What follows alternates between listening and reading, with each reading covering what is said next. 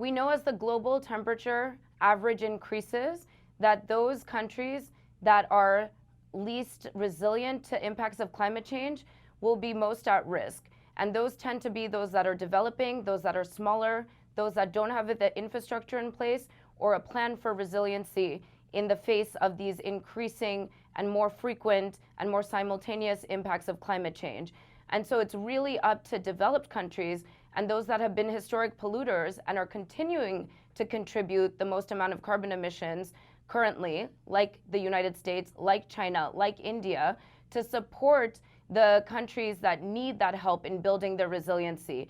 These countries and the world fully needs to adapt to this new environment and needs to mitigate away from more worst-case scenarios becoming a reality.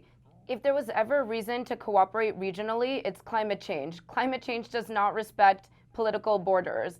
And in addition to the ocean, which we barely know the extent to which the warming oceans are going to be impacting the globe overall, we're just at the surface of the ocean, no pun intended, in the surface of information that we know in terms of what the warming will do to marine ecosystems and beyond.